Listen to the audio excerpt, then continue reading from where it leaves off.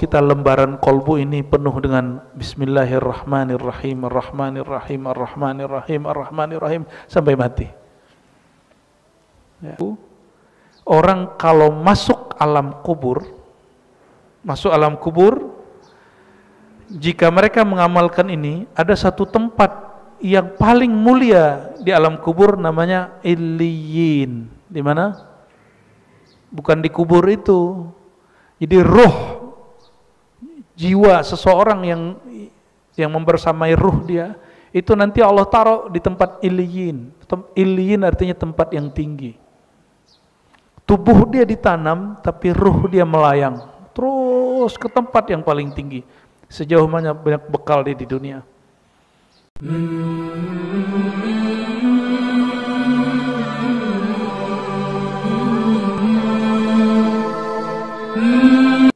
Wasallim. Amma ba'du, Allahumma arhamna warhamil muslimin warhamna warham masyaikhana warhamna warhamil hadirin wal hadirat, amin ya rabbal alamin. Baik jemaah duha masjid apa namanya Kiai? Masjid Raya Cinere ya. Alhamdulillah Kiai Abdurrahman ini sabar sekali dengan saya. Saya minta di tempat dibuatin buat rehat transit, dibuatin Pak. Dan pagi ini spesial, saya bilang sholawatnya didahuluin. Punggung saya sakit. Tahu-tahu yang mijit dokter Pak. Dokter Falah sama calon dokter itu, Bang Halim, mana Bang Halim itu tadi ya. Masya Allah, jadi dua dokter yang mijit saya begini. Ya semoga Allah berkahi mereka ya. Biasanya kita sakit tahan aja ya, pegel tahan aja ya. Jadi sering ngajar itu saya lagi nahan sakit sebenarnya. Tapi alhamdulillah dibandingkan perjuangan Nabi Muhammad SAW nggak ada apa-apanya. Nabi itu pernah kalau lagi didik murid-murid beliau, sahabat-sahabat beliau, kan Allah ngomong gini, ud'uni astajib lakum, doa kepadaku, aku pasti jawab. Mereka ada doa, tapi mereka belum lihat jawabannya. Itu sering sekali, sehingga sahabat-sahabat itu nanya, ya Rasulullah, mata Rasulullah, wahai baginda, Allah itu nolong kapan? Gitu. Bayangkan baginda Nabi Muhammad SAW yang sangat kuat mukjizatnya dilemparin orang pakai batu dan Nabi gak ngangkat doa. Bagi saya itu mukjizat terhebat beliau. Orang yang mukjizat keramatnya kuat, jika dia disakiti dia tidak membalas menyakiti. Itu mukjizat terhebat. Antum mau cari mukjizat itu dia. Jangan cari mukjizat yang lain. Kalau ada orang disakiti, lalu yang menyakiti dia mati, itu standar. Itu standar. Ada orang yang nyetikin dia, lalu rumah orangnya kebakar, itu biasa. Tapi orang hebat itu, jika ada yang jahat kepadanya, dia tidak jahat ke orang itu. Itu yang disebut qalbun karim. Jadi ada qalbun salim. Di atas qalbun salim itu qalbunya Nabi Muhammad SAW. Qalbun salim, qalbu Nabiullah Ibrahim. Qalbu yang selamat dari syirik. Baik syirik yang zahir atau syirik yang tersembunyi. Takut dicaci orang, itu syirik khafi, hati-hati. Makanya saya meragukan kiai kalau takut dicaci orang, ditinggalin jamaah dan follower. Dan saya lihat murid Gusmi yang di samping kanan saya ini, terbukti beliau murid Gusmi ini. Dibully cuek aja, malah dipasangin tuh ya, Masjid Ahlus Sunnah wal Jamaah. Ya, semoga Allah kuatkan masjid ini menjadi Masjid Ahlus Sunnah wal Jamaah. Gak usah takut. Ciri-ciri pejuang akhir zaman itu la yakhafuna lawmata laim. Gak takut dicaci orang yang mencaci. Itu kenapa? Karena yang wujud hakiki hanya Allah. Selain Allah wujudnya tidak hakiki. Paham di situ? Wujud hakiki hanya milik Allah. Maka ma siwallah batil. Begitu Nabi sallallahu alaihi wasallam mengatakan, ala ma khalallahu batila. Hadis sahih Bukhari. Di situ saya tahu ini periwayat hadisnya wali Allah, wali besar, wali kutub, Al-Imam Bukhari, Muhammad bin Ismail Al-Bukhari. Ada dua hadis hebat yang menandakan kewalian beliau di situ. Ya, salah satunya ini. Dan jangan heran Kiai, Imam Bukhari itu mau dibunuh 2 kali. Pertama yang bunuhnya saingan dia yang ngerasa lapaknya diambil. Yang kedua penguasa yang beliau tidak mau menjilat kepada penguasa. Ya. Tapi penguasa kita sekarang nggak sejahat di zaman Bukhari lah. Ya. Walaupun ada yang bilang penguasa sekarang sama dengan Fir'aun, ya itu urusan dia itu ya. Setahu saya Fir'aun itu mengatakan dirinya Tuhan. Penguasa sekarang masih sholat nggak? Masih. Di belakang dia ada Habib juga, cuma Habibnya mungkin beda dengan Habib yang antum suka. Ya, sudahlah ya. Kita doakan saja pemimpin kita baik-baik saja. Ya, negeri ini kalau nggak disyukuri bala turun. Ya, maka bersyukur segera. Itu tolak bala yang paling indah. Tolak bala paling indah mensyukuri nikmat. Ya, namun ingat. Orang bersyukur untuk tolak bala belum benar-benar bersyukur. Bersyukur yang sebenarnya dia bersyukur karena betul-betul berterima kasih kepada Allah Subhanahu wa ta'ala. Bukan karena bala mau dihindarkan, bukan karena derajat mau ditinggikan, tapi Allah layak untuk diterima kasihkan. Puji syukur ini tidaklah sempurna kecuali kita berterima kasih kepada Zat paling mulia di alam semesta, Zat Ahmad, sosok Sayyidina Muhammad, Rasulullah, Habibullah, Nurullah. Allahumma salli wa sallim wa barik alaih. Coba ikuti salawat yang saya baca. Allahumma salli ala ruhi Sayyidina Muhammad fil arwah.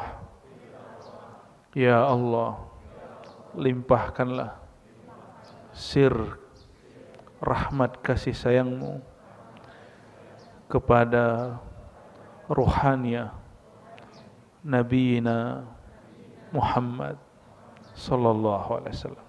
Al-Fatihah. Ya nusina siratal ladzina an'amta alaihim waladdallin amin. Terakhir halaman mana Kiai? Ini ya? Lupa juga ya?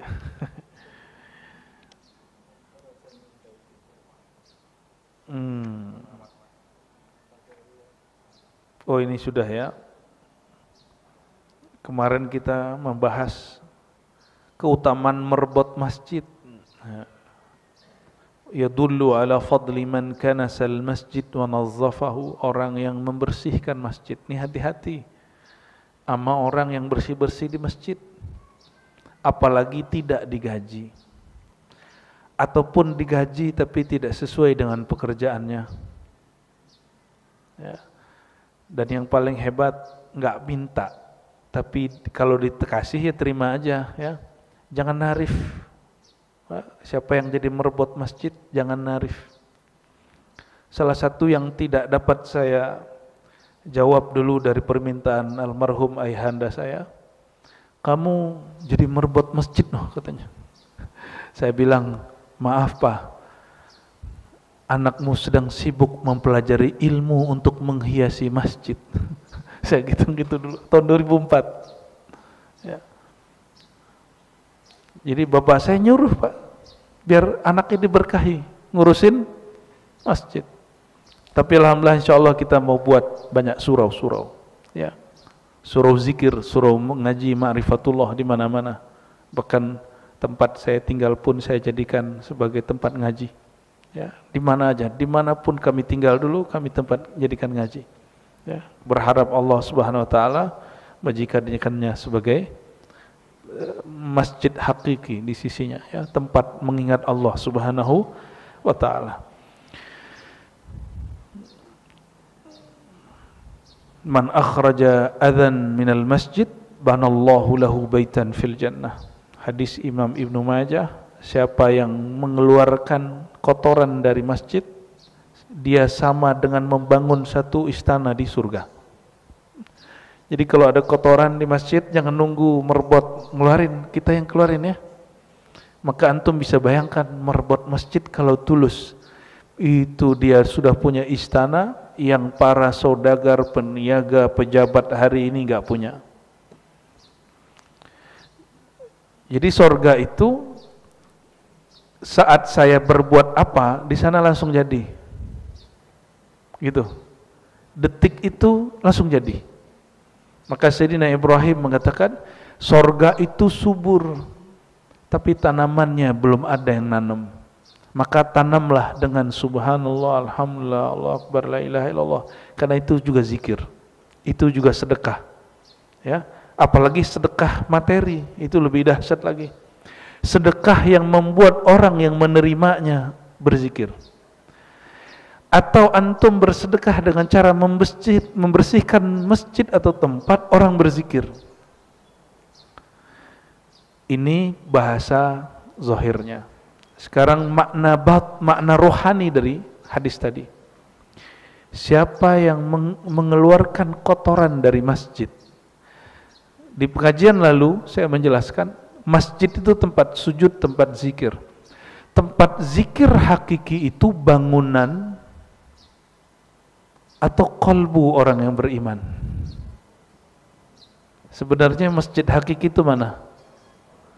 Bangunan, bukankah ada bangunan seperti gereja tapi dia masjid? Atau bangunan seperti masjid dia gereja? Ada kan di Eropa? Di Turki? Ada.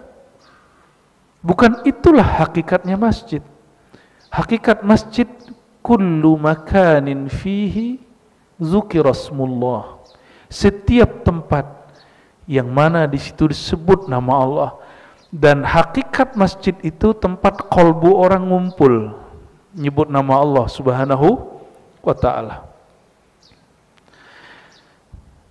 Jadi masjid antum ada juga di dalam. Maka keluar masjid, masjidnya dibawa. Paham enggak maksudnya? Keluar masjid, hakikat masjidnya dibawa, bangunannya enggak usah dibawa. Hakikat masjid itu tempat berzikir, sebenarnya itu diri kita yang di kolbu itu. Ini dibawa. Dan bayangkan, jika membersihkan satu kotoran di masjid yang zahir membuat surga di rumah, membuat istana di surga, apalagi guru, syekh, mursyid yang bersihin kolbu antum, masjid di kolbu antum dari kebencian, dari iri, dengki. Kira-kira istana seperti apa yang dia miliki di surga? Makanya guru-guru mursyid itu dia punya aset rohani yang banyak, yang ilmunya nggak putus-putus, nggak habis-habis. Ayat yang sama dijelaskan di waktu yang berbeda akan lain makna. Karena dia punya investasi, bukan di alam ini, dia punya investasi di alam lain sana. Rohaninya punya koneksi. Jika penguasa-penguasa, pedagang-pedagang, dia punya koneksi kepada orang pemilik modal.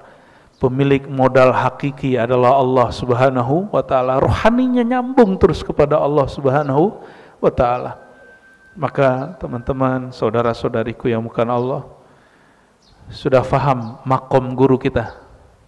Ya, kalau punya guru, punya kiai, punya mursyid, itulah hebatnya. Ya. Maka cari mursyid bukan yang memprovokasi biar benci kepada orang. Cari guru yang setiap ngaji nambah cinta, nambah cinta, nambah cinta, nambah cinta, sehingga kolbu kita, lembaran kolbu ini penuh dengan Bismillahirrahmanirrahim, Ar-Rahmanirrahim, Ar-Rahmanirrahim, Ar-Rahmanirrahim sampai mati. Ya, kasih sayang Allah, kasih sayang Allah, kasih sayang Allah sampai mati. Ya, yang tidak terbatasi oleh golongan, oleh mazhab, oleh pergerakan, tapi kasih sayang itu mengalir semua. Ya. Sekarang kita masuk ke keutamaan jalan kaki ke masjid. Nah, ya biasanya pakai motor mulu, jalan mulu, pakai mobil ya. Bismillahirrahmanirrahim. Sebelumnya kita kirimkan Al-Fatihah untuk guru dari guru saya, Abuya Said Muhammad bin Alawi Al-Maliki Al-Hasani. Alhamdulillah ada puluhan guru kami yang ngambil sanad ke beliau. Kalau disebutkan satu persatu tentulah banyak waktu habis.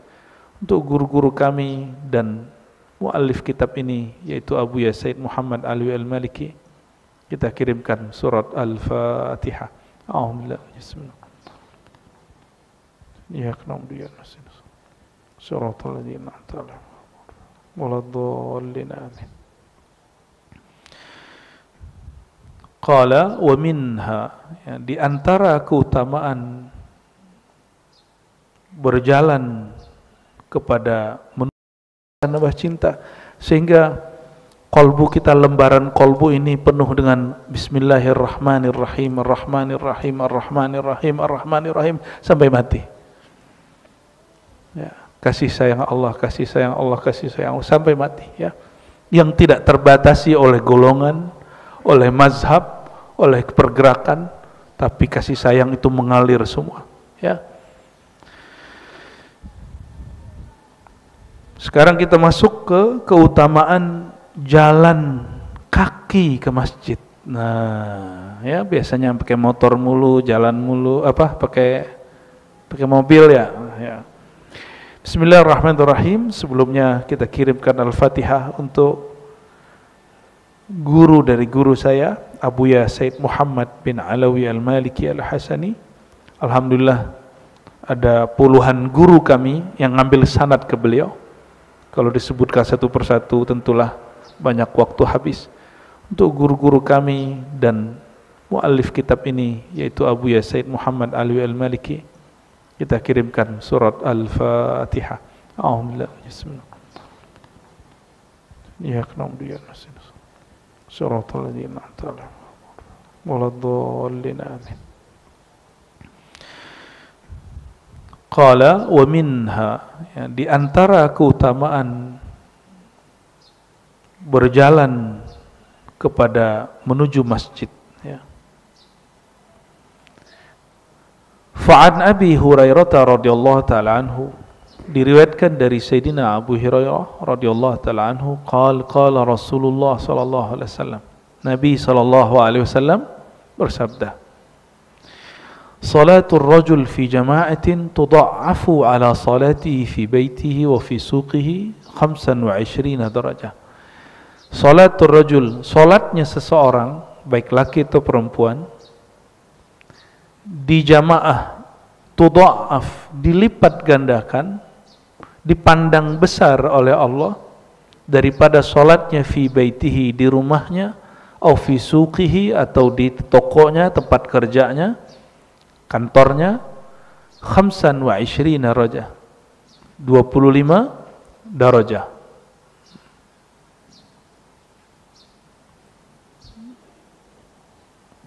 Ini baik laki-laki atau perempuan. Walaupun kalimatnya ar-rajul, tapi dalam bahasa Arab ar-rajul idza utliqa fayahtamil adz-dzakar wal untha. Ya, maka mengandung laki-laki dan perempuan. Hari ini lucu, ada mahasiswa saya S3 ngomong begini, nanya, benar juga? Masa Buya, katanya.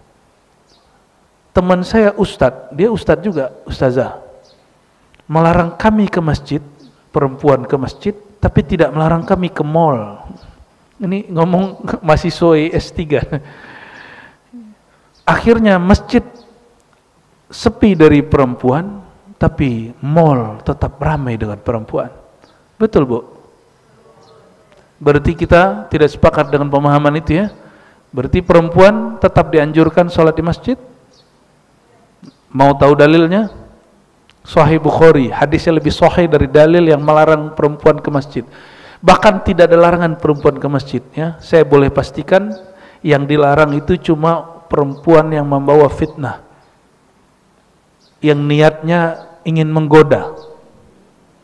Saya yakin ibu-ibu ini niat ke masjid bukan mau menggoda, tapi mau mendekat diri kepada Allah Subhanahu wa taala, ya. Kan yang boleh dekat sama Allah bukan ibu-ibu doang, bukan bapak doang, ibu-ibu juga. Hadisnya menyebutkan la tamna'u ima Allah masajidah. Hadis Bukhari, janganlah larang perempuan hamba-hamba Allah berangkat atau pergi ke masjid. Itu diriwayatkan oleh Sayyidina Abdullah bin Umar ketika ada di antara keluarga dia atau teman dia, murid dia melarang keluarganya yang perempuan pergi ke masjid. Namun kalau lagi ada hajat, keperluan, tugas di rumah yang tidak diwakili yang lain, barulah lebih afdol di rumah. Udah sederhananya begitu. Ketika tugasnya selesai lagi, balik lagi ke masjid. Gitu. Dan tidak adilnya beberapa orang menjelaskan tentang perempuan, seakan-akan perempuan itu sarangnya setan. Sarangnya setan bapak ini atau perempuan? Ketika Sayyidina Yusuf jalan, yang tergoda perempuan. Berarti masalah goda menggoda itu bukan masalah jenis kelamin. Itu masalah diri kita emang. Emang diri kita. Di dalam diri kita ada kecenderungan itu. Maka kita tergoda untuk masalah itu. Ini beliau nih punya guru Gusmi. Gusmi itu aneh-aneh, sering bawa atau sering nongkrong di tempat lokalisasi, Pak. Tapi beliau kalau ada nongkrong di situ, tinggal hitung sebulan 2 bulan bubar itu tempat. Biiznillah. Dan itu PSK, ada yang jadi santri. Ini beliau sedih cerita nih. Jadi santri, jadi hafizah. Ternyata itu maksiat terakhir mereka. Gusmi datang. Maka antum melihat ada orang, jangan suuzon, ya. Siapa tahu orang yang maksiat di mata kita itu terakhir maksiat di hari ini. Sedangkan kita terakhir taat hari ini. Ya, ini berulang-ulang kita sampaikan. Ya. Itu ada orang-orang seperti itulah, ya. Ada orang-orang yang begitu cara dakwahnya. Dakwah dia kebalik dengan kita. Ya. Kita mengira dakwah padahal kita sedang menghina orang, ya. Nauzubillah min dzalik.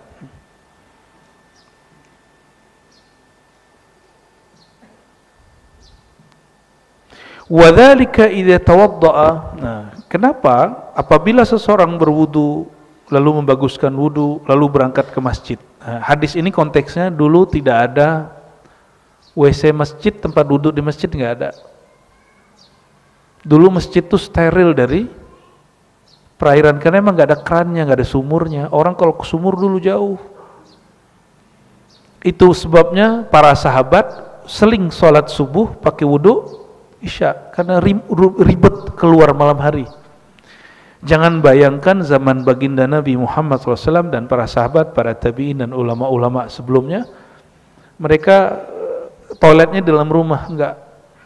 Saya masih ngalamin di kampung saya, surau tempat zikir. Kalau mau wudu itu jauh ke bawah, ada sumur di bawah. Jadi ini surau, kita turun dulu ke bawah. Maka kami kalau berbuka itu minumnya sedikit, makannya sedikit. Ya, habis itu ke toilet lagi, wudu, udah sampai subuh. Jadi saya baru paham waktu itu, kok bisa wudu isya sampai subuh nggak batal? Karena makannya sedikit, minumnya tidak banyak.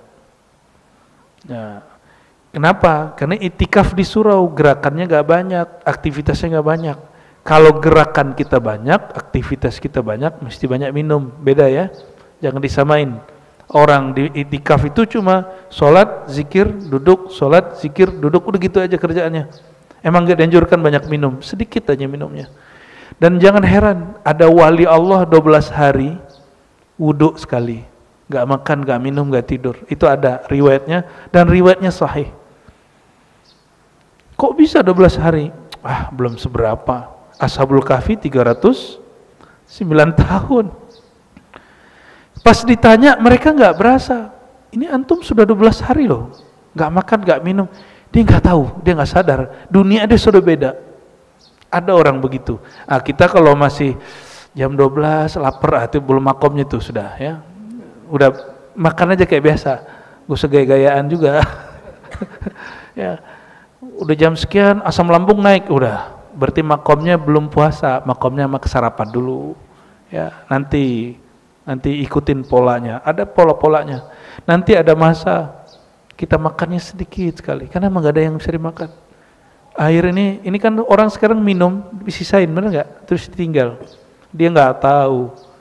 Nanti ada masa orang rebutan dengan seteguk di sini.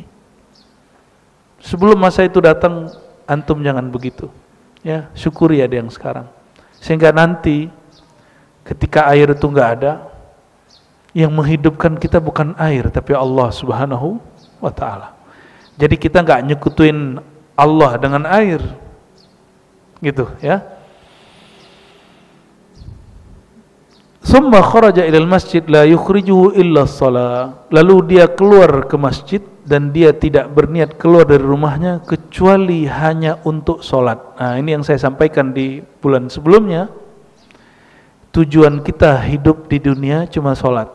Maka Imam Sufyan, apa kata beliau?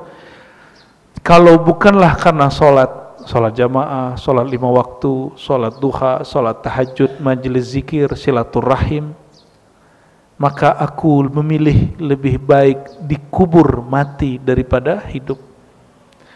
Berarti maksudnya apa?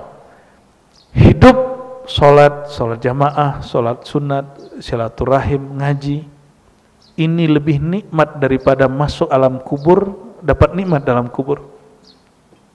Ya, jadi ini nikmat ini. Antum lagi di taman surga. Siapa yang berkalam? Nabi Muhammad SAW. Apa kata beliau? Jika engkau ya bukan yang hadis yang itu, hadis Bukhari ya. Jika ada satu kaum berkumpul untuk ilmu, maka malaikat mengatakan kepada malaikat yang jauh di ujung sana, halumma ila hajatikum, wahai para malaikat sahabatku, saudaraku, berkumpullah kalian. Ini malaikat ngumpul. Setiap manusia itu ada setannya, ada malaikatnya. Itu malaikat yang bersama dia ikut ngaji juga. Kenapa? Ini taman-taman surga. Maka taman surga sudah ada di dunia. Orang yang belum berkunjung ke tamannya sewaktu dia hidup, bagaimana dia akan datang kepada surga ketika dia mati?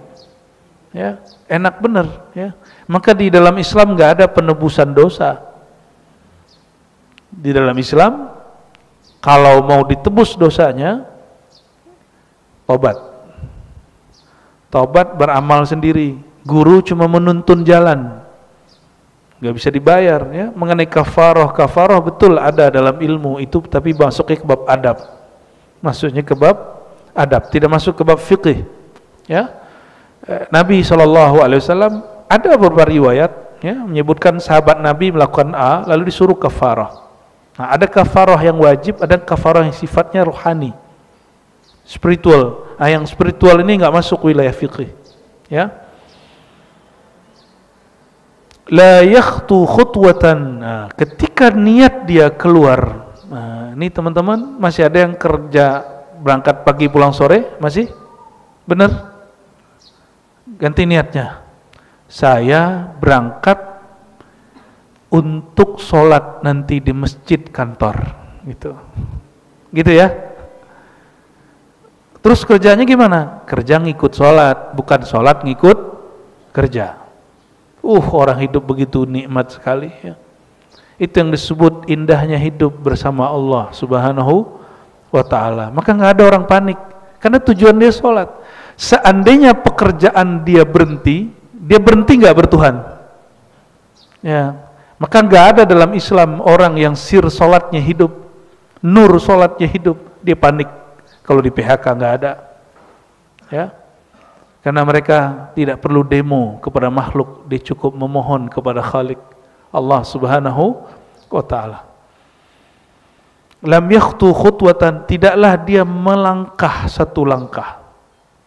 illa rufi'at, kecuali satu langkah diangkat lahu bagi orang yang melangkah itu, biha dengan langkahnya, darajatun, satu derajat.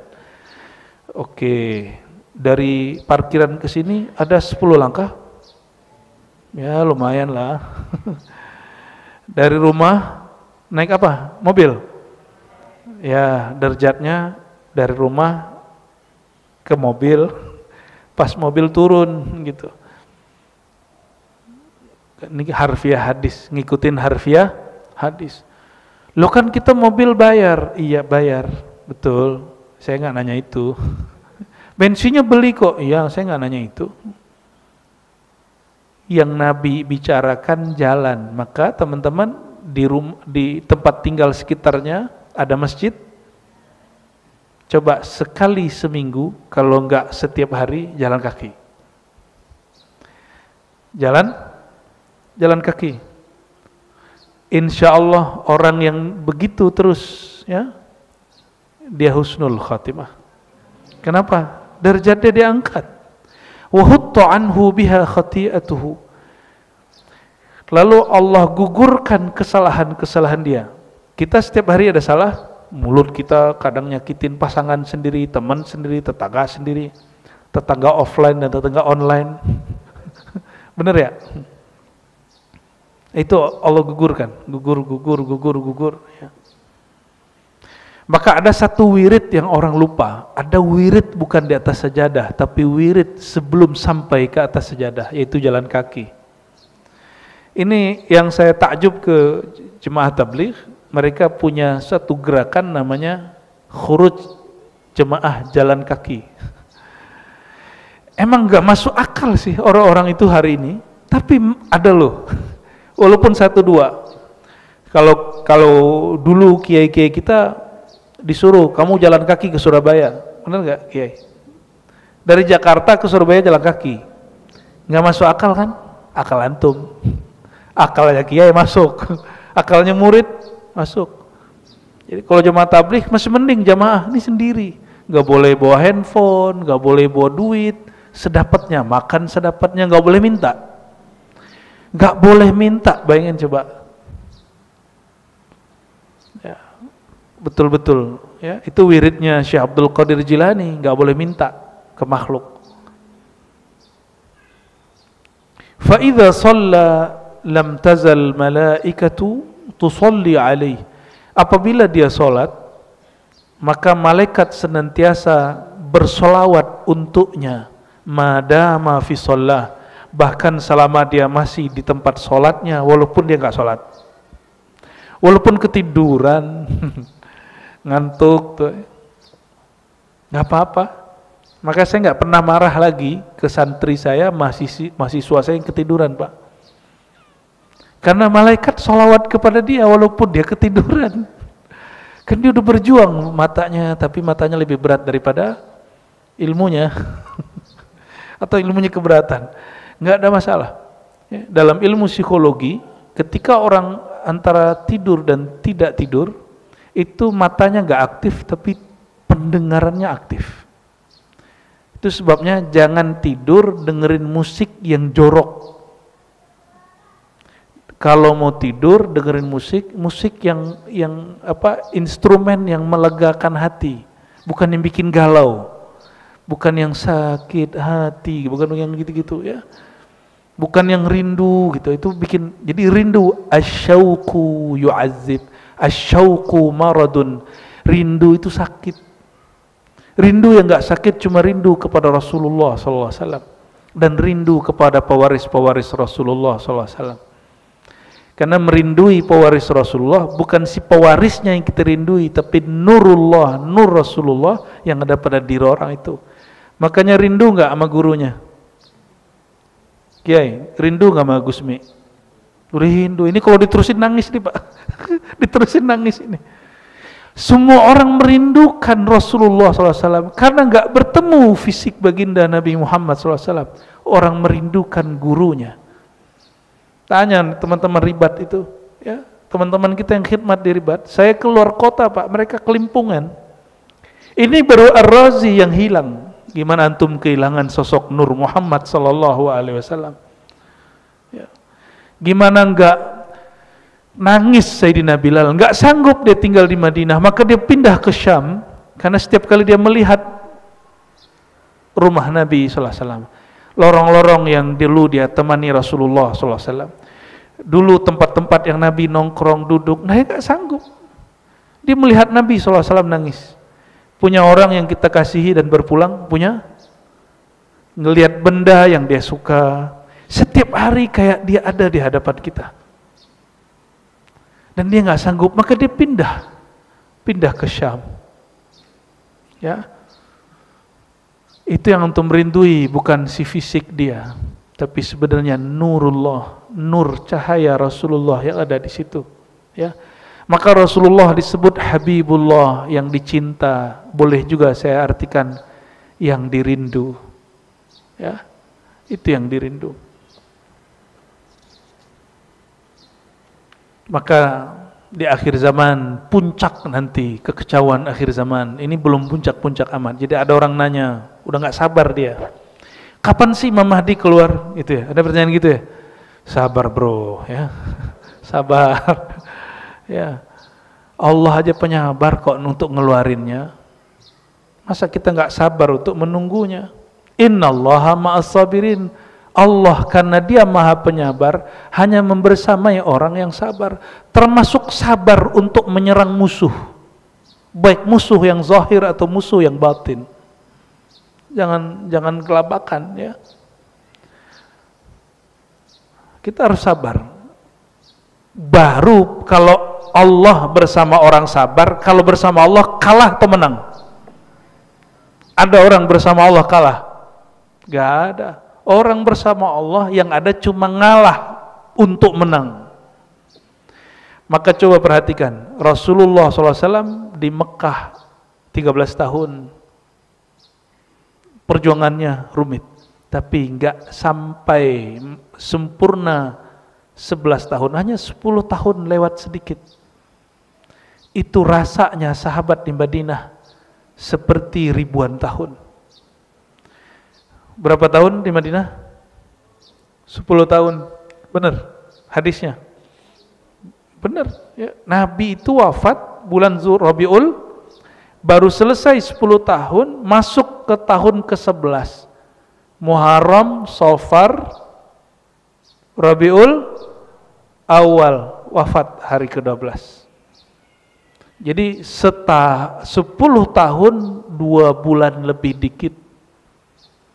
Tapi sahabat-sahabat merasakan lebih dari 1000 tahun. Maksudnya apa? Coba, saya sama Kiai ini sama-sama mengajarkan tentang Nabi. Udah berapa tahun punya pesantren Kiai? 2012. Dan udah berapa tahun nyantri dulu? Dari umur 12 juga? Dari SD. Udah khatam belum ngaji tentang Rasulullah SAW? Dari SD beliau ngaji tentang Rasulullah sampai sekarang berumur 50, belum khatam ngaji tentang Rasulullah SAW. Umur kita nggak cukup untuk ngaji Rasulullah SAW, walaupun beliau cuma 10 tahun di Madinah. Dan nanti kata Nabi SAW, itu Al-Mahdi, nama dia sama dengan namaku. Maka jika engkau rindu aku, rinduilah dia. Itu maksudnya. Terus nanti dia akan membersamai umat 9 tahun lamanya. Tapi ingat, 9 tahun itu rasanya sama dengan 9.000 tahun. Rasanya. Kok bisa? Nanti handphone udah gak ada, TV udah gak ada, Gojek udah gak ada. Itu dunia tuh jalannya lama gitu. Yang pernah hidup tahun 60-an, 70-an, 80-an sebelum ada TV segala macam, rasanya hidup lama nggak? Lama. Itu kapan ya berubah ya kan? Dan sekarang tahu-tahu udah setahun aja. Pandemi, waktu pandemi orang kembali hidup manual sebentar, betul kan? Orang mikir kapan selesai pandemi. Sekarang antum nggak ingat sama sekali pandemi itu menakutkan bagaimana. Yang paling pertama kena Depok loh ya, the number one, the first ya, yang pertama kena, katanya sih gitu.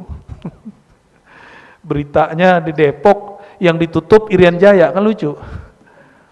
Di sini yang kena kampung kita yang udaranya seger ditutup, kan lucu. Hebat sekali itu.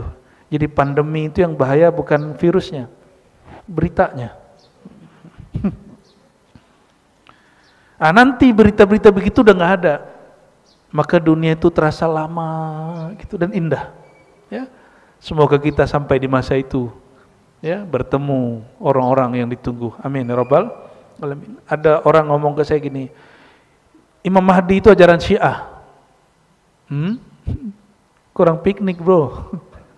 Ya, kurang piknik namanya. Di Sahih Bukhari ada, di Sahih Muslim ada, di Sunan Abu Daud 1 bab 9 hadis, isinya Mahdi semua. Kalau nggak ngerti nanya, ya. Jangan cuma bilang, ya, emang semua yang Syiah itu salah? Enggak juga. Ada juga ajaran Syiah yang benar, yang sama dengan ahli sunnah. Tapi kita memahami kemahdian beda dengan ajaran Syiah. Syiah itu Imam Mahdi mereka, Imam ke-12 yang menghilang. Kita enggak. Bagi kita, Al-Mahdi minni min waladi Fatimah. Al-Mahdi itu keturunanku dari zuriat Fatimah nanti di akhir zaman. Makanya sekarang ini mainannya tentara-tentaranya Dajjal, mereka mulai, ya, meragukan, saling meragukan ini. Dari pihak A meragukan B, B meragukan A. Ya, saya nggak mau ikut serta di situ. Saya berharap mereka islah. Kalau betul sampean-sampean, jenengan-jenengan, ya, pian-pian zuriat Nabi, baik dari Wali Songo ataupun dari Hadramaut, islahlah, ya. Fa aslihu baina akhwaikum, jika kalian bersaudara islahlah. Kalau betul-betul sama-sama zuriat Nabi Muhammad sallallahu alaihi wasallam. Kita enggak jalur zuriat, kita jalur warasah, jalur waris. Al ulama warasatul anbiya, yang Nabi puji pewaris, tetapi yang Nabi doakan zuriat. Nah, dua-duanya. Maka kita menghormati jalur waris dan jalur nasab, ya, zuriat. Fa idza shalla, ya, ketika sholat dan selesai sholat, selama ini antum nggak dengar kan malaikat lagi doain, dengar gak?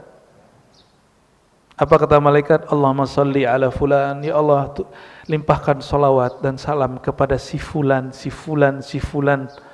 Kalau dengar kabur, ya, nanti bilang ada hantu di pengajian Ar-Razi, ya. Taqul, berkatalah malaikat, Allahumma salli alaihi, ya Allah, limpahkan salawat kepadanya.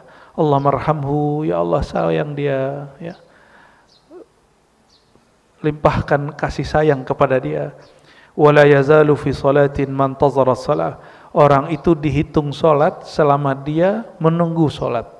Makanya kalau kerja niatkan untuk nunggu salat. Sehingga kalau kita mati dalam bekerja, mati dalam nunggu salat, ya. Bukan mati untuk bayar utang, bukan, ya.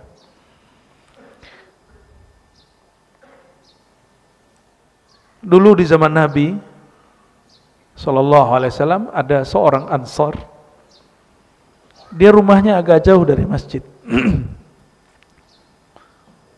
Tapi 5 waktu tidak luput dari jamaah.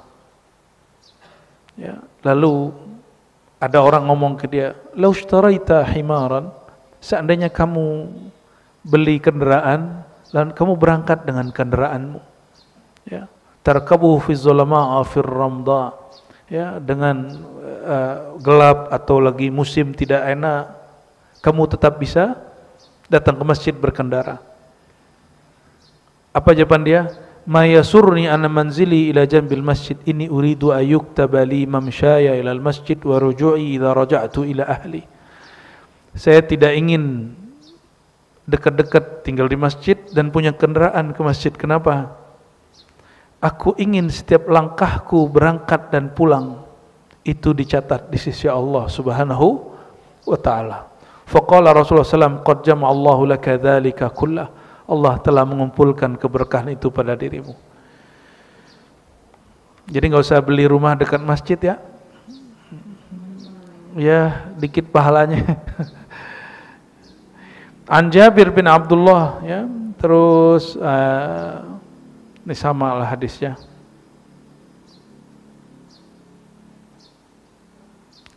Di halaman 59 ada paragraf kedua dari Abu Hurairah dari Abu Hurairah, man ghada, Nabi SAW bersabda, siapa yang berangkat pagi hari. Ghada itu berangkat pagi hari. Orang Arab itu unik, itu mereka kalau nyebut berangkat pagi dengan berangkat sore itu beda. Man ghada itu pagi, kalau sore nanti lain lagi ya. Sore raha, artinya sama, berangkat. Siapa yang berangkat pagi dan sore, ghada ilal masjid aw raha, a'addallahu lahu fil jannati nuzula, maka Allah siapkan bagi dia satu makom di surga. Kullama ghada aw raha, makom itu, mahligai itu dia bisa tempati setiap pagi dan sore. Pagi dan sore di sana per 500 tahun. Maka duduk di mahligai itu boleh selama 500 tahun. 500 tahun pagi ke sore, sore ke pagi. 500 tahun. Itu mahligai, antum bisa melihat Allah di situ. Ya. Mau bertemu Allah nanti, memandang Allah. Ini gini aja. Punya orang yang kita idolakan, pengen gak ngeliat langsung muka dia? Pengen. Baik itu pemimpin, artis, guru, kita pengen ketemu langsung loh, tatap langsung. Ada orang menatapnya acak dari tempat yang gak disiapkan. Ya mungkin dia main terobos-terobos tempat. Tapi ada tempat VIP. VIP tempat memandang Allah Subhanahu wa taala disiapkan bagi orang yang berangkat jalan kaki pagi dan jalan kaki sore. Gimana? Masih kurang jelas? Ya. Itu cukup ya bagi orang yang mau ya. Setiap kali dia datang nur. Besok nur lagi, pagi besok nur lagi. Begitulah nurun ala nur, nurun ala nur. Semakin dia ulang terus, makomnya tambah tinggi di hadapan Allah SWT. Maka niatkan bukan cari pahala semata, tapi niatkan berangkat itu mempersiapkan, melayakkan diri untuk pantas bertemu Allah Subhanahu wa ta'ala. Mungkin enggak ketemu Allah tanpa melalui kekasih Allah? Maka antum mengamalkan ini, pasti ketemu baginda Nabi Muhammad SAW. Emang gampang ketemu Nabi Muhammad SAW? Ketemu kiai aja sulit. Ketemu gubernur aja sulit, apalagi gubernur langit. Ketemu presiden aja protokolnya ribet, apalagi protokolnya Sayyidina Muhammad SAW. Nanti kalau di surga, jangan dikira gampang ketemu. Nanti yang nunggu, yang nahan, banyak sekali. Kalau dia nggak punya akses selama di dunia, dia nggak punya akses nanti di akhirat. Ya, maka makom orang itu di dunia, tinggal cek dia rohaninya ketemu Rasulullah, apakah ketemu, menatap, berbicara, atau dekat, atau bagaimana? Ya, itu beda. Ya.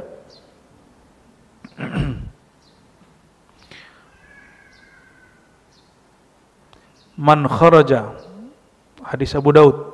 Siapa yang keluar dari rumahnya mutatahhiran, bersuci dalam keadaan suci, ila salatin maktubah, untuk salat wajib, fa ajruhu ka ajril hajjil muhrim, maka dia pahalanya seperti pahala haji. Maka guru saya berdasarkan hadis ini mengatakan, ya, tidak perlu berulang-ulang haji. Cukup haji sekali, 2 kali, 3 kali, jangan berkali-kali. Umroh juga jangan sering-sering, kalau mau sering sekali setahun aja. Kalau mau sering cukup sekali setahun, ya. Ya mau banyak ya paling banyak 2 kali lah, jangan banyak-banyak amat, ya. Bagaimana cara mendapatkan pahala haji dan umroh? Berangkat, wuduknya di rumah, walaupun bisa wuduk di masjid. Man kharaja ila tasbihid duha la yansibuhu illa iyyah fa ajruhu ka ajril mu'tamir.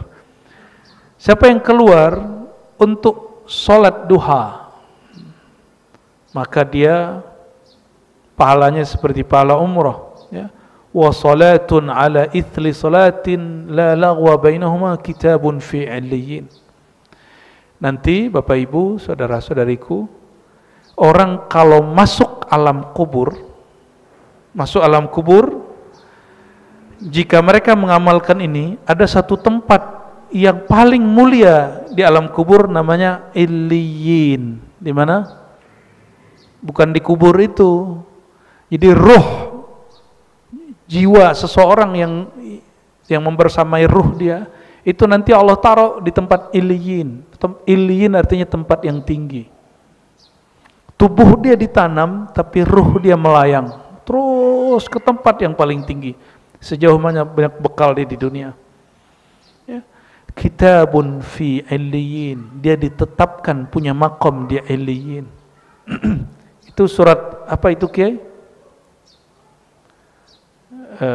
Al-Mutaffifin, ya, betul ya, Al-Mutaffifin, ya, bahwa orang-orang yang baik mereka fi 'illiyyin, ya, mereka di 'illiyyin. Dari Buraidah dari Nabi SAW. Nabi ngomong, coba perhatikan. Hadis riwayat Abu Daud, Tirmizi, dan hadisnya bagus, ya.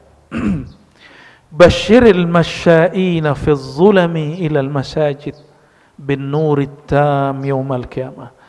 Beri kabar gembiralah kepada orang yang jalan malam hari dalam keadaan gelap ke masjid. Apa yang dia dapat? Bin nurit tam, cahaya yang sempurna, terang benderang, yaumal qiyamah, pada hari kiamat. Jadi nanti di padang mahsyar itu semua orang gelap, nanti yang terang itu cuma, maka antum kalau nggak sempat begitu, baik-baik sama orang begitu, biar nanti disyafaatin sama dia, ya. Baik-baik sama dia.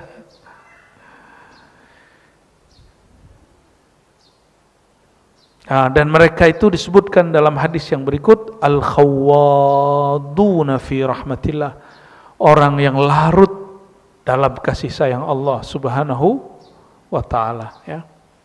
Hadis ini riwayat Imam Ibnu Majah rahmatullah alaih. Oke, jam 9, gimana Kiai? Cukup? Mau tanya jawab? Monggo.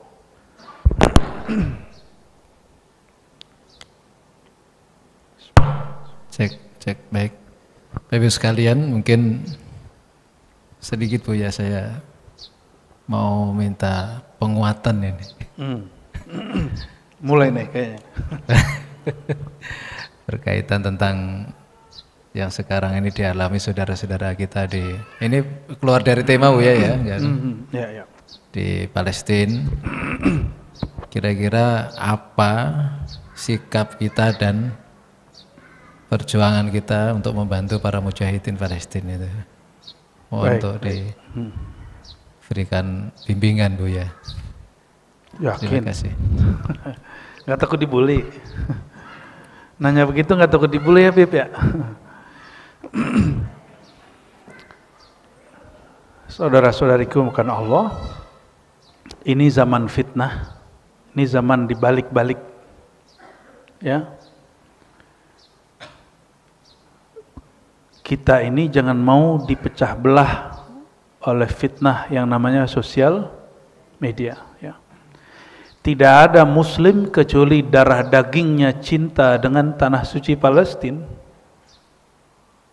dan semuanya bercita-cita untuk berjuang di sini dan di sana. Gak ada yang enggak. Namun innallaha ma'as sabirin, Allah hanya membersamai orang yang sabar. Sabar itu, ini antum baru beda pendapat dalam satu hal, udah ngamuk-ngamuk di sosial media. Gimana nanti perbedaan yang lebih dahsyat lagi? Bisa ngutuk-ngutuk saudara sendiri. Saya tidak perlu klarifikasi, karena emang gak ada yang perlu saya klarifikasi. Yang saya sampaikan sama dengan orang yang diminta datang itu. Kan habis kita diajak ngobrol sama si Om Botak ya. Ya. Saya datang emang panggilan hati, dan mohon maaf, podcast itu nggak ada honornya. Saya datang dan saya udah tahu, tahun dulu kan saya juga diundang. Karena emang panggilan hati. Kok semua ulama diem aja? Kok nggak ada yang menjelaskan yang sebenarnya, yang dipahami oleh para ulama? Ya sudahlah, kita pasang badan. Toh habis itu ketua NU bikin pernyataan hampir sama. Toh mereka yang juga, yang saya doakan baik, selamat juga, yang ada di Gaza itu, pulang.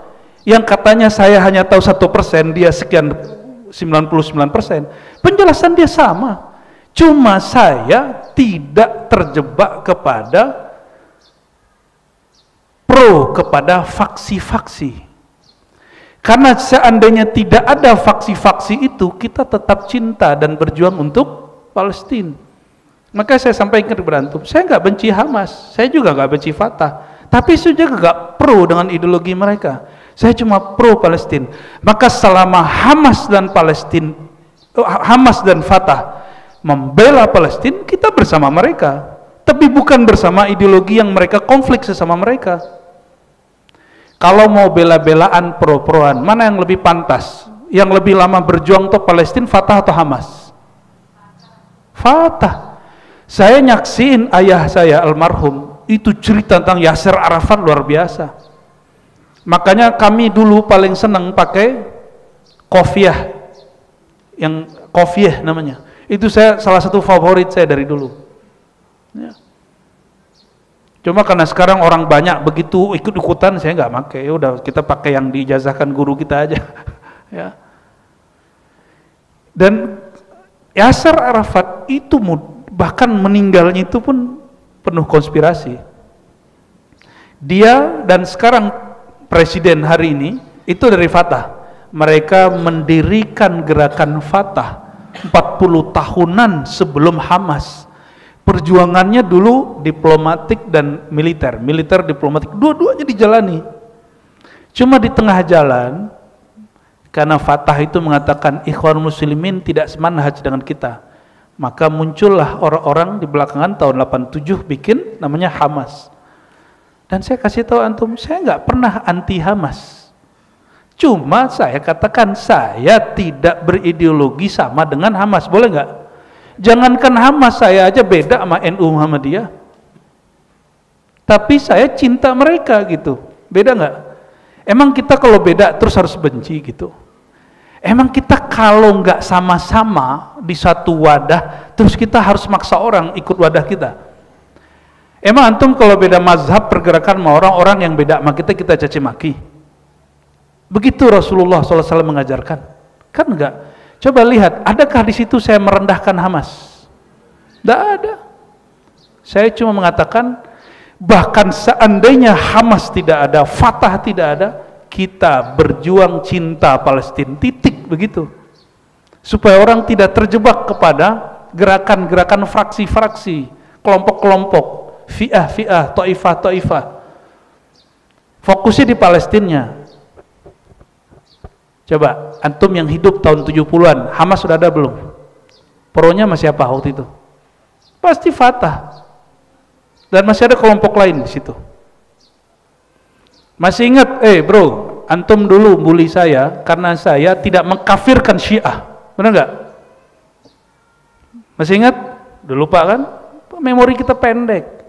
Sekarang Hamas duduk dengan Syiah, kenapa antum tidak kafirkan? Karena antum lupa, karena sudah fanatis, terlalu cinta dengan Hamas, buta, orang tidak pro Hamas langsung dibenci. Padahal dulu antum benci ketika saya membela kelompok Syiah tidak kafir kecuali yang hulat. Kita tunjukin kitab Imam Syahrastani punya kitab Al-Milal wan Nihal, abad ke-6 Hijriah, tahun 500-an. Apa kata beliau? Kelompok Syiah itu minal muslimin, masih Islam. Dibully saya. Saya cuma bela Pak Quraisy Shihab, dibully, Pak. Sekarang Hamas mengatakan kami anak rohaninya Khomeini Syiah. Gimana kira-kira?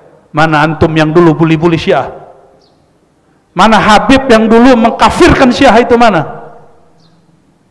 Kenapa nggak konsisten? Justru saya konsisten.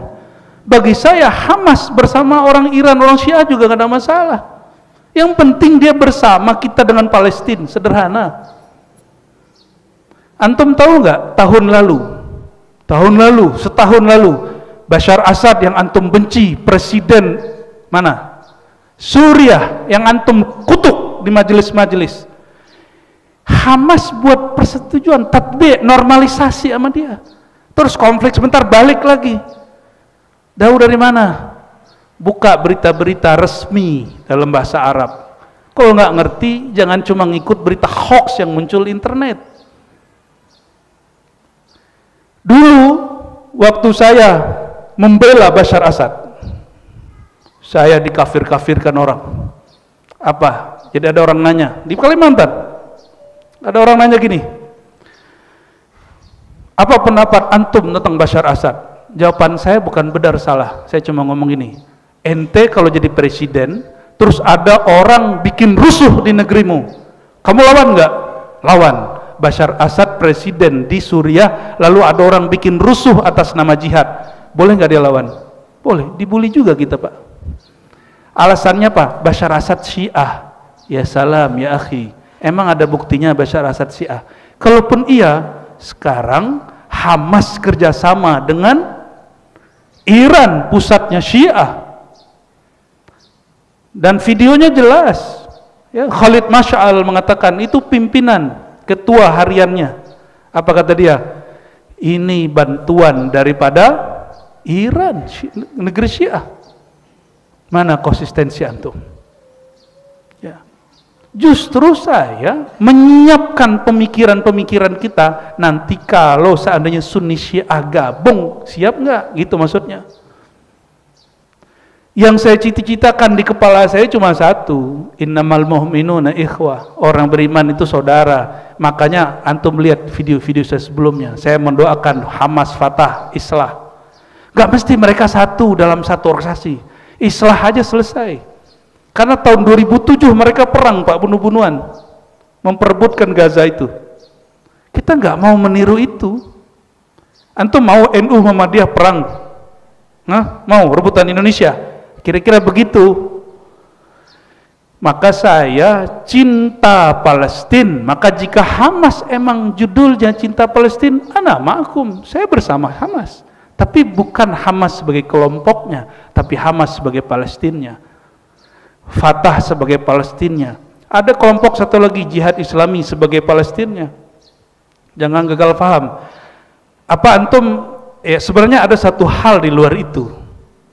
Karena saya tidak pro Hizbut Tahrir, maka yang ramai itu salah satu kan aktivis Hizbut Tahrir. Ya. Hizbut Tahrir antum tahu? Hizbut Tahrir itu berseberangan dengan Hamas. Hizbut Tahrir itu lahir di Yordan dan diharamkan di Yordan. Indonesia baru mengharamkan kemarin sore. Baru mengharamkan kemarin sore. Saudi mengharamkan, Ikhwan Muslimin mengharamkan Hizbut Tahrir. Kita telat, Pak. Nah, orang Indonesia hebat. Ikhwan Muslimin masuk ke Indonesia ujinak semua. Jadi partai politik, partai nasionalis religius, itu PKS. Muncul lagi dari PKS Gelora, itu kan indah sekali Indonesia itu. Ya. Saya berharap Hizbut Tahrir itu dinasionalkan gitu. Enak jadinya, Pak, ntar. Saya perjuangkan Hizbut Tahrir itu nanti. Tapi kalau Hizbut Tahrir mengatakan Indonesia togut, Pancasila togut, ente kurang piknik ya. Nggak paham Pancasila itu hadiah para wali-wali Allah, kiai-kiai besar untuk negeri ini. Ya, yang bilang begitu berhadapan sama kita, ya. Lahir batin dunia akhirat sama kita nanti. Jadi mohon maaf, saya nggak perlu didukung BIN, polisi untuk cinta NKRI. Sepakat nggak, Kiai? Kita cukup dengan iman yang ada dalam diri kita. Hubbul watan minal iman. Ini bukan hadis. Ini kalam yang ditancapkan oleh guru-guru kita dari dulu. Cinta negeri bagian dari iman. Salah satu negeri orang Islam itu Palestina. Maka cinta Palestina bagian dari Iman. Udah, sesederhana itu. Anda perhatikan komentar saya tentang Palestina, sama persis dengan pejuang Palestina. Persis sama. Bedanya, saya tidak mau terjebak dengan kelompok yang bernama Hamas ataupun Fatah. Tapi saya tidak benci mereka. Saya cuma bilang, my ideology is different. Gitu aja. Ideologi saya beda sama mereka. Sesederhana NU beda ideologi sama Muhammadiyah. Boleh nggak? Sederhana tuh. Apakah sesat orang NU beda dengan Muhammadiyah? Apakah sesat orang Muhammadiyah beda dengan NU? Saya tanya lagi, apakah sesat antum tidak suka dengan beda dengan Hamas? Ya. Apakah termasuk tidak bela Palestina kalau kita tidak pro, tidak masuk anggota Hamas? Enggak. Ada imigran Arab salah paham bab itu, lalu buat hoax tentang Hamas. Bahwa Hamas itu begini-begini. Saya nggak percaya. Nggak gitu-gitu amat. Ya, nggak gitu-gitu amat. Ala kulli hal, teman-teman, ya, saudara-saudariku, saya ngomong begini bukan supaya antum percaya sama ani juga. Saya ngomong begini hanya untuk ngimbangin. Bagi saya sudah cukup Allah tahu isi hati saya. Ya, kita ini nggak perlu klarifikasi. Maka setelah itu kan saya nggak mau lagi diundang oleh siapapun untuk masalah Palestina. Kenapa? Untuk apa saya buat klarifikasi supaya antum senang sama saya? Itu syirik khafi. Itu syirik khafi. Syirik tersembunyi. Itu nggak benar. Guru saya nggak ngajarin begitu. Ya, masyayikh saya nggak ngajarin begitu. Kita itu diajarin oleh Imam Syazili. Katakanlah kebenaran itu benar supaya Allah membenarkan kamu, bukan supaya makhluk membenarkan kamu. Itu mauqif saya, itu pendirian saya, pahit, manis, itu yang saya tempuh. Maka dibully kita biasa aja, dicaci, dipuji juga biasa aja. Karena bagi saya pujian dari makhluk tidak abadi, makhluk itu fana, pujian dia juga fana. Buliannya makhluk itu juga fana, yang hakiki cuma Allah Subhanahu wa taala. Beres? Jelas mana saudara, mana yang ngaku pura-pura saudara? Saya nggak pernah ngelarang untuk donasi. Coba perhatiin videonya. Justru antum belum ngomong Palestina, Anda udah ngomong Palestina. Dulu di sekolah saya sudah ceramah Palestina, Pak, tahun 2000. Masih remaja tuh. Antum nggak mana waktu itu? Kita doa, ya, pakai mic. Upacara Jumatan itu isinya ceramah siswa, dan selalu saya yang ceramah di sekolah. Itu saya doa, Allah mansur al-mujahidin fi Palestin. Diketawain nama guru matematika. Kamu ini doa kejauhan. Dan sampai hari ini saya selalu doa untuk Palestina, nggak berubah. Dan saat itu orang-orang nggak terjebak dengan Hamas ataupun Fatah, orang masih biasa aja, fokus di Palestina, jangan terjebak dengan perbedaan-perbedaan organisasi itu. Kalau antum cuma pro Hamas, terus Fatah yang sudah berjuang 40 tahun lebih awal dari Hamas, antum kemanain? Ya. Kalau antum cuma pro Fatah, Hamas yang sudah berjuang dari tahun 87 kemana? Jadi kita imbang aja, ya. Gimana? Tegang nggak? Anda mah begitu santai aja. Bismillahirrahmanirrahim. Faham atau tidak? Aneh udah ngomong gini, antum jangan kira mereka akan senang. Enggak. Terutama penganjur khilafah ala Hizbut Tahrir gak akan senang, karena mereka sudah dibubarkan buat kemudian gerakan-gerakan bawah tanah baru lagi. Gak akan senang. Sekarang kita masih perang mulut, Pak, perang ideologi. Saya nggak tahu ke depan, saya nggak tahu yang terjadi ke depan. Ya, udah sekarang mumpung negara demokrasi, perang opini aja, ya. Siap perang opini? Perang opini aja. Mereka ngaji, kita ngaji. Tapi ingat, Tuhan kita bukan viewer. Tujuan kita bukan netizen memuji. Tujuan kita ilahi anta maksudi waridhoka matulubi. Ini saya udah terbuka nih. Jadi siapa yang sebenarnya membuli kita selama ini dan mereka yang main di sosial media. Ya. Baik.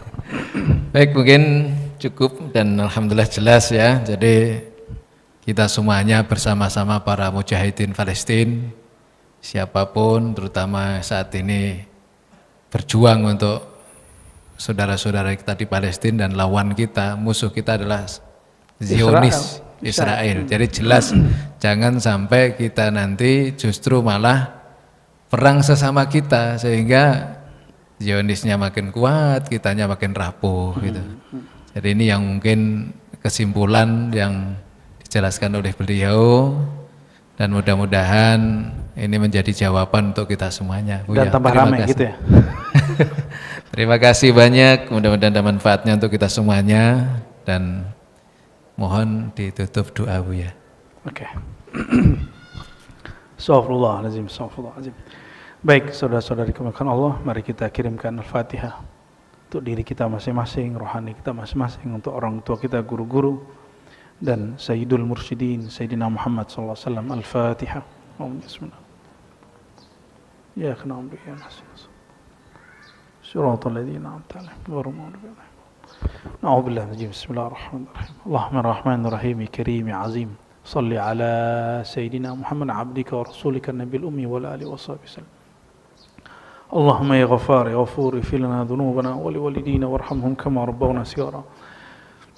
Allahumma astur awratina bisitrikal jamil.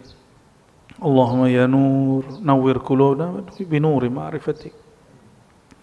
Allahumma adfa'anna al-bala wal waba wal fahsya wal munkar. Allahumma tahhir qulubana amman siwak wamla'ahu bihubbika wa hubbi nabiyyika Muhammad sallallahu alaihi wasallam. Allahumma ya Allah, bersihkan hati kami dari kebencian, bersihkan hati kami dari prasangka, bersihkan hati kami dari iri dan dengki, bersihkan hati kami dari emosi, bersihkan hati kami daripada mencaci maki, bersihkan hati kami dari selain Engkau ya Allah, bersihkan hati kami dari ketidakkhusyuan, bersihkan hati kami dari merendahkan sesama muslim, bersihkan hati kami dari semua keburukan yang Engkau pandang buruk. Lalu setelah Engkau bersihkan ya Allah, isilah kalbu kami dengan nur Engkau, nur cinta Engkau, nur Nabi Engkau, nur Rahman dan Rahim Engkau, nur Wadud, nur Rauf, nur ilm, nur amal. Allahumma ya Allah, imla' qulubana bika wa bi asma'ika wa bi sifatika. Ya Allah, penuhilah kalbu kami dengan pancaran dari nama-namamu, pancaran dari af'al-af'al perbuatanmu, pancaran-pancaran dari nur sifatmu, pancaran-pancaran dari nur zatmu. Allahumma salli ala Sayyidina Muhammad an-nur dzati wa sirri sari fi jamil asma wa sifat. Terakhir ya Allah, mohon selalu sampaikan salam yang abadi, salam yang sarmadi kepada ruhaniyah baginda Rasulullah SAW, yang merupakan nur beliau adalah sumber dari nur kami, yang mana wujud kami bersumber dari wujud beliau, dan wujud beliau berasal dari hembusan nafas Engkau. Maka izinkan kami ya Allah, ruh kami kembali kepadanya, kembali mengenalnya. Nur yang di dalam kalbu ini kembali Engkau hidupkan, jangan pernah Engkau padamkan. Allahumma rzuqna al-istiqamata ala syariatil gharra wa tariqatil bayda. Ya Allah, terakhir ya Allah, beri kami keistiqamahan, wafatkan kami dalam husnul khatimah. Wa sallallahu ala sayyidina Muhammad, rabbana atina fid dunya hasanah wa fil akhirati hasanah wa qina adzabannar, walhamdulillahi rabbil alamin. Subhanakallahumma wa bihamdika asyhadu an la ilaha illa anta astaghfiruka wa atubu ilaih. Mohon maaf salah kurangnya. Assalamualaikum warahmatullahi wabarakatuh.